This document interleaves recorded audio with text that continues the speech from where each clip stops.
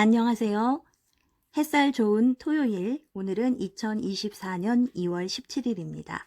오늘은 제가 좋아하는 영국 소설가 토머스 하디의 단편소설 아내를 위해서라면을 녹음해 들려드리겠습니다. 좀 슬픈 소설인데요. 여러분도 즐겁게 들으시기를 바랍니다. 시작할게요. 1. 어느 겨울 오후 헤이븐풀시의 하늘에 구름이 묵직하게 깔리자 성 제임스 교회당 안은 서서히 어두워지고 있었다. 일요일 예배가 막 끝난 참이라 설교대 위에 선 목사는 두 손에 얼굴을 묻고 있고 무릎을 꿇고 있던 신도들은 해방감에 기쁜 한숨을 내쉬면서 교회당을 나가려고 일어서고 있었다. 짧은 순간 교회당 안은 너무나 고요하여 방파제 너머 굽이치는 파도 소리마저 들릴 정도였다. 그토록 완벽한 침묵을 깬 것이 있었으니 그것은 교회 집사가 신도들이 나가도록 서쪽 문을 열려고 걸어가는 발자국 소리였다. 하지만 집사가 문간에 다다르기도 전에 바깥에서 빗장을 올리는 소리가 들렸고 곧이어 햇살을 등지고 있는 선원인 듯 보이는 한 남자의 검은 그림자가 나타났다.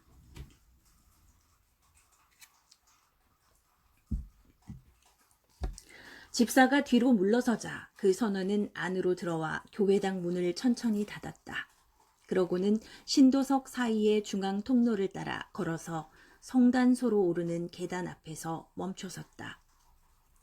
여기서 성단소는 성당이나 교회에서 성직자가 전례를 거행하는 자리를 말합니다. 목사는 교구민을 위한 기나긴 기도를 마친 뒤 자신을 위해서도 짧게 기도를 올린 뒤 고개를 들었다. 그리고 자리에서 일어나 그 불청객을 물끄러미 바라보았다. 실례합니다, 목사님. 선원은 신도들이 모두 들을 수 있을 정도로 또렷한 목소리로 목사에게 말했다. 저는 바다에서 폭풍우를 만나 조난당했다가 가까스로 살아 돌아온 사람입니다. 하여 하느님께 감사 기도를 드리러 왔습니다. 이렇게 하는 것이 마땅한 도리라고 생각했습니다. 물론 목사님께서 괜찮으시다면 말입니다. 목사는 잠시 동안 잠자코 있다가 마지못해 대답했다. 물론 괜찮습니다. 하지만 그런 청은 예배 전에 말씀하시는 것이 관례지요. 그러면 전체 감사기도 때 적절하게 언급할 수 있으니까요. 하지만 정 원하신다면 해상에서 폭풍을 만난 뒤에 드리는 기도문을 음송할 수는 있습니다만 아이고 예 저는 뭐든 괜찮습니다. 선원이 말했다. 그리하여 집사는 기도서에 그 기도문이 있는 쪽을 펼쳐서 선원에게 건네주었다. 목사가 기도문을 음송하기 시작하자 선원은 그 자리에서 무릎을 꿇고 또렷한 목소리로 목사를 따라 기도문 구절 한마디 한마디를 따라 읊었다. 그때까지 놀란 표정으로 꼼짝 않고 지켜보고 있던 신도들은 선원과 마찬가지로 기계적으로 무릎을 꿇었다.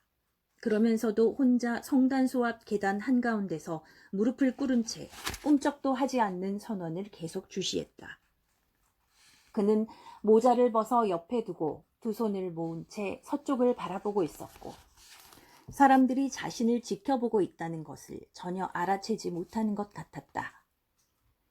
감사 기도가 끝나자 그도 일어섰고 신도들도 자리에서 일어섰다.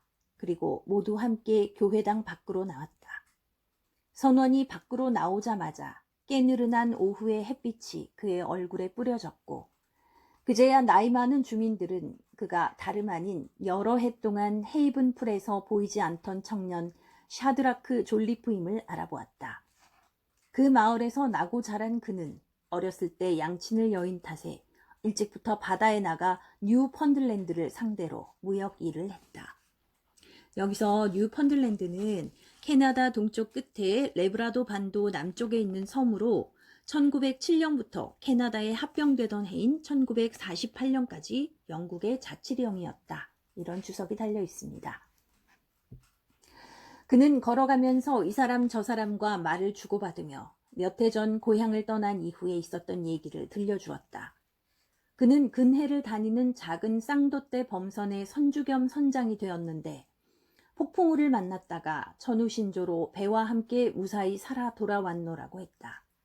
이윽고 그는 앞서서 교회 경내를 빠져나가고 있는 두 처녀의 꽁무니에 따라갔다. 그들은 샤드라크가 교회로 들어올 때 통로 쪽에 앉아 있었다. 그리고 기도를 드리는 동안 유심히 그를 지켜보았으며 교회당을 함께 걸어 나오면서도 그에 대한 이야기를 나누고 있었다. 둘 중 한 명은 가냘프고 성격이 온순한 처녀였고 다른 한 명은 훤칠하고 큰 체격의 신중한 성격의 처녀였다. 샤드라크는 두 처녀의 곱슬곱슬한 머리카락, 어깨와 등, 그리고 발꿈치까지의 뒤태를 한동안 지그시 바라보았다. 저 두 아가씨는 누군가요? 그는 조그만 목소리로 옆 사람에게 물었다. 키가 작은 쪽은 에밀리 해닝이고 큰 쪽은 조안나 피파드랍니다. 아, 이제 기억이 나는군요. 샤드라크는 그들 곁으로 성큼성큼 걸어가서 곁눈질로 두 처녀를 훔쳐보았다.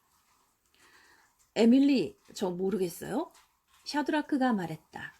그의 웃음 띤 갈색 눈동자는 에밀리를 향해 있었다. 알 것 같아요, 졸리프 씨. 에밀리는 수줍어하며 대답했다. 옆에 있는 처녀는 검은 눈동자를 반짝이며 샤드라크를 똑바로 쳐다보았다. 조안나 양의 얼굴은 기억이 잘 안 나는군요. 하지만 조안나 양의 어릴 적 일이나 친척들은 기억이 납니다. 샤드라크가 말했다. 세 사람은 나란히 걸으며 이야기를 주고받았다.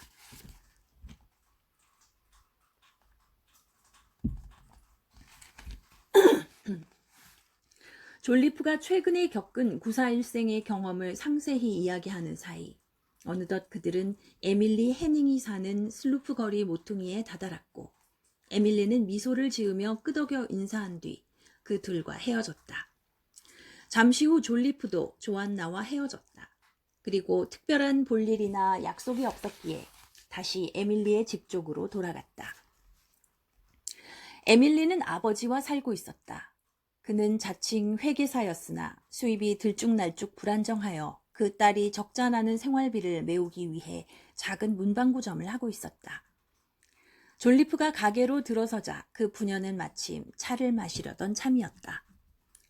이런 차 마시는 시간인 줄 몰랐네요. 염치 없지만 저도 한 잔 주십시오. 졸리프는 차를 마신 후에도 오랫동안 머무르며 바다에서 생활했던 얘기를 더 많이 들려주었다. 이웃사람 몇 명이 그 얘기를 듣고 싶어 해서 집 안으로 들어오게 했다. 그 일요일 밤 에밀리 해닝은 그 선원에게 마음을 빼앗기고 말았고 그로부터 1-2주가 지나면서 두 사람 사이에 애정이 싹트기 시작했다. 그 다음 달 어느 밝은 밤 샤드라크는 중심가를 벗어나서 동쪽으로 길게 곧장 뻗어있는 길을 따라 걸어가고 있었다. 그 길은 최신식 가옥들이 그 오래된 항구의 최신식이라고 불릴 만한 집이 있다면 늘어서 있는 언덕길이었다. 그때 저 앞에서 사람의 모습이 보였는데 흘낏 뒤돌아보는 모습이 어딘지 에밀리 같아 보였다. 하지만 가까이 다가가 보니 조안나 피파드였다. 샤드라크는 호쾌하게 인사를 하고는 그녀와 나란히 걸어갔다. 먼저 가세요. 에밀리가 알면 질투할 거예요. 조안나가 말했다. 샤드라크는 그 제안이 내키지 않았는지 계속 옆에 있었다. 그렇게 걸어가면서 무슨 이야기를 했는지 또 무엇을 했는지는 샤드라크로서는 정확히 기억할 수 없었지만 어떻게 된 일인지 조안나는 샤드라크로 하여금 자기보다 더 온순하고 더 어린 라이벌을 단념하게 만들었다. 그날 이후로 졸리프는 조안나 피파드를 쫓아다니는 광경이 점점 더 많이 눈에 띄었고 에밀리와 다니는 일은 점점 줄어들었다. 그리고 얼마 지나지 않아 바다에서 살아 돌아온 졸리프가의 청년이 에밀리를 저버리고 조안나라는 처녀와 결혼을 하게 될 거라는 소문이 부두에 돌았다. 이런 소문이 나돌고 난 직후 어느 날 아침 조안나는 외출복을 차려입고 작은 교차로에 있는 에밀리의 집을 향해 출발했다. 안 그래도 샤드라크를 쟁취한 것에 대해 양심의 가책을 느끼고 있던 참이었는데 에밀리가 샤드라크에게 실연을 당해서 큰 슬픔에 빠져 있다는 소문을 듣고 보니 가만히 있을 수가 없었던 것이다. 사실 조안나는 그 선언이 신랑감으로서 100% 만족스럽지 않았다. 물론 그의 관심을 한 몸에 받는 것도 기분 좋았고 성스러운 결혼식의 주인공도 되고 싶었지만 졸리프를 진심으로 사랑한 적은 한 번도 없었다.